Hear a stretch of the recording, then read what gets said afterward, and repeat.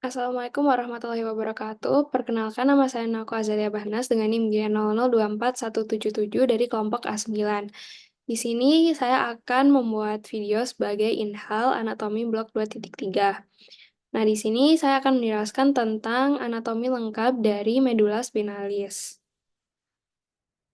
Nah, pertama kita masuk ke gambar medula spinalis, di mana medula spinalis ini memiliki eh, dua pembesaran, yaitu ada pada intumesentia cervical dan intumesentia lumbal. Nah, untuk pembesaran pada intumesentia cervical, ini dia itu ada dari C3 sampai T2. Nah, dia itu pembesaran klimaksnya di C6. Kemudian untuk yang insulinsensia lumbal, dia itu dari T10 sampai L2 dengan pembesaran klimaksnya di T12. Kemudian ada struktur yaitu konus medularis. Nah, konus medularis ini dia itu ada di ujung inferior dari medula spinalis yang membentuk kerucut. Makanya namanya konus gitu. Terus abis itu dia ada eh, struktur ini yang kayak ekor kuda, itu namanya cauda equina. Nah, cauda equina ini kayak struktur buntut pada radis, lumbal, dan sakral. Terus medula spinalis itu juga punya plexus-plexus. Nah, jadi pertama ada plexus cervicalis. Plexus cervicalis ini dia dibentuk oleh rami primarii ventral, nervi cervical 1 sampai 5, atau nervi spinal yang berasal dari segmen cervical 1 sampai 4. Terus ada plexus brachialis yang dibentuk oleh nervi cervical 5, 6, 7, 8, dan nervus thoracal 1.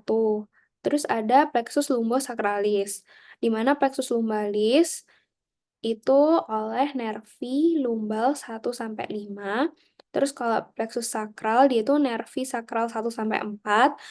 Dan plexus coccygeus dia itu nervi sakral 4 sampai 5 dan nervus coccygeus. Terus kita masuk ke struktur interna dan eksterna dari medula spinalis. Nah, jadi untuk di struktur eksterna,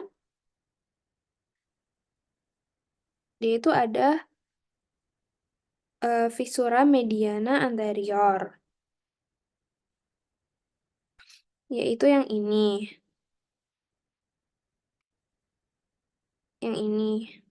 yang nomor 8 itu. Terus habis itu ada sulcus mediana posterior, itu yang ini. Terus ada sulcus anterolateralis, di mana dia itu tempat keluarnya radix anterior. Kan radix anterior tuh yang sebelah ini kan. Jadi ini terus ada sulcus posterolaterales di mana dia menjadi tempat keluarnya radix posterior. Terus untuk struktur internanya dia ada substansia alba atau yang warnanya putih karena isinya itu adalah selabut saraf yang terselubung mielin. Terus substansia alba ini bakal dibagi jadi 3 bagian, yaitu funiculus anterior, terus funiculus lateralis, habis itu funiculus posterior. Nah, terus ada juga sih substansia grisea atau gray matter ya, karena warnanya abu-abu. Karena dia didominasi oleh badan sel saraf. Di tengahnya juga terdapat kanalis centralis yang ini, terus terisi LCS atau liquor cerebrospinalis, kayak cairan di cerebrospinalis gitu, hingga ke ventriculus terminal. Terus di sini juga ada detail kayak kornu anterior, terus habis itu ini kornu posteriornya, habis itu ini dia commissura grisea. Tuh. Terus kalau untuk yang 13 ini ada ganglion sensorium nervi spinalis.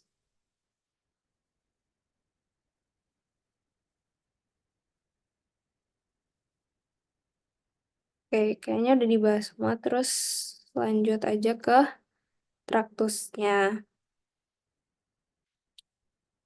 Nah, jadi ini ada gambar dari traktus ascendens dan descendens dari medula spinalis.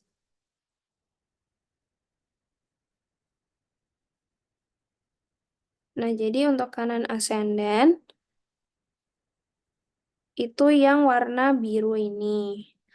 Nah, pertama itu ada spinothalamic anterior. Itu yang ini. Nah, dia itu fungsinya untuk membawa rangsang raba dan tekan. Kemudian ada spinothalamic lateral. Itu yang ini, di mana dia itu membawa rangsang nyeri dan suhu.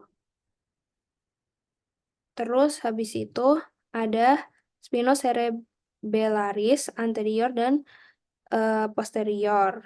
Jadi ini yang posterior, ini yang anterior. Di mana dia itu membawa rangsang keseimbangan proprioseptif. Kemudian ada columna dorsalis posterior. Itu yang nomor 3 ini. eh jadi dia melokalisasi sentuhan, getar, diskriminasi 2 titik, dan proprioseptif. Kemudian yang kiri descendant, itu yang warna merah. Jadi ada traktus corticospinalis anterior dan lateral, itu yang nomor 1 ini ya. Ini 1A ini untuk yang lateral, terus 1B untuk yang anterior. Dia itu untuk pergerakan otot-otot volunteer.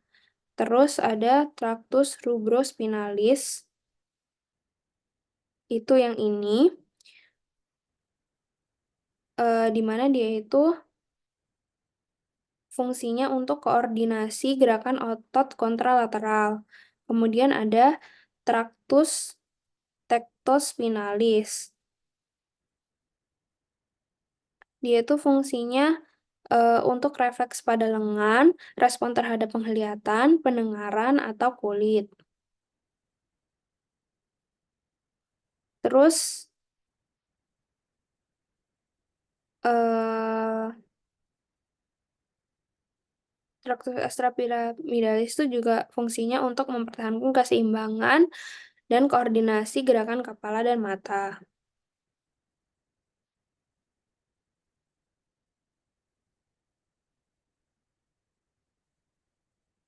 Terus habis itu kita ke vaskularisasi dari medula spinalis.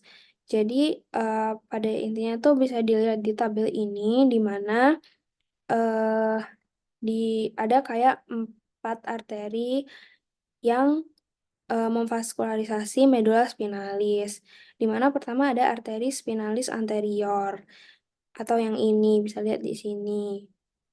Kalau di gambar ini yang sini, dia itu gabungan dari arteri vertebralis. Nah, dia itu memvaskularisasi 2/3 anterior medula spinalis. Kemudian ada arteri spinalis posterior. Itu yang ini. Nah, terus dia itu asalnya dari arteri vertebralis atau pika. Nah, dia memvaskularisasi 1/3 posterior medula spinalis. Jadi sisanya dari yang eh, anterior tadi. Terus ada arteri radikular. Dia itu asalnya dari arteri interkostal, lumbalis, dan sebagainya. eh Dia itu memvaskularisasi untuk memperkuat suplai segmen spinalis tertentu. Nah, terus habis itu, ini tadi ya yang radicular arteries. Terus ada arteri Adam Kiewicz. Nah, arteri Adam Kiewicz ini dia berasal dari arteri intercostalis posterior, di mana dia memvaskularisasi medula spinalis bagian bawah atau lumbosakral. Jadi ini untuk Ini nih, yang ini itu Artery of Adam Kiewicz-nya.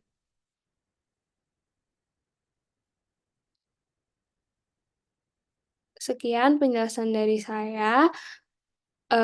Apabila ada salah saya mohon maaf. Wassalamualaikum warahmatullahi wabarakatuh.